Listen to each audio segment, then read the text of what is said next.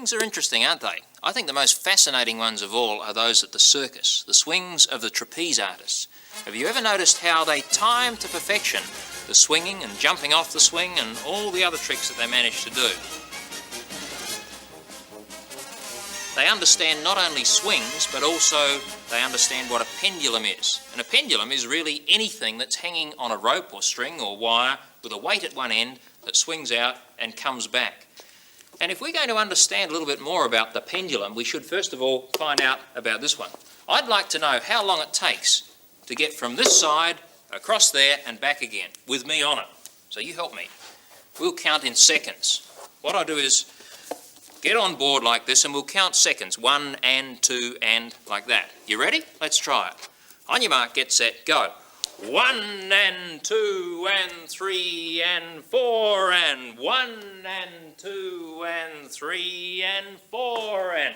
It looks as if it's taking about 4 seconds to get there and back. That's with me on it. I wonder what it would be like with a much heavier weight, a much bigger mass. Rob, let's try it. Once again, you help me count as we watch Rob.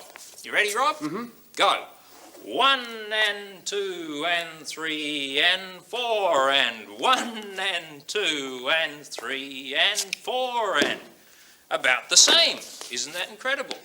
Even though there's a big difference in our weights. Let's try it with a very small weight. Happen to have a little friend over here, Teddy Bear. We'll put him on board and once again I'll get you to count seconds and we'll see how long he takes. There we are.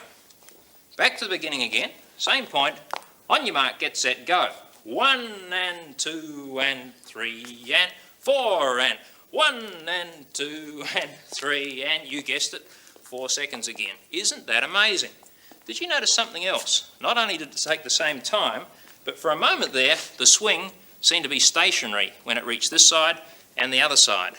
I wonder if we can make it get there and back more rapidly by starting nearer the centre. Let's try it from this position. On your mark, get set. 1 and 2 and 3 and 4 and still the same. We don't seem to be able to do anything to it to make it hurry up in getting there and back. Isn't that incredible? Well, that's one of the things that the trapeze artists understand very well. They know that regardless of the weight of the people on the swings, if they have the length of the swings the same, they'll always take the same time to get there and back. So if you have two different people on swings the same length, if you start them at the same time, look at this. 1, 2, 3, 4. They'll always come together at the same time. Of course, not all swings are the same length. Sometimes you get short swings in the circus. Have a look at the difference this time. The short one swings much more rapidly than the large one.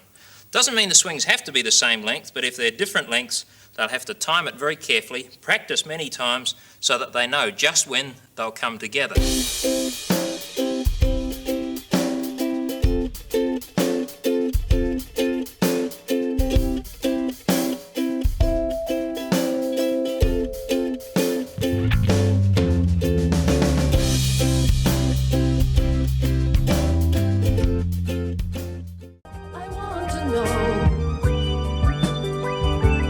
Curiosity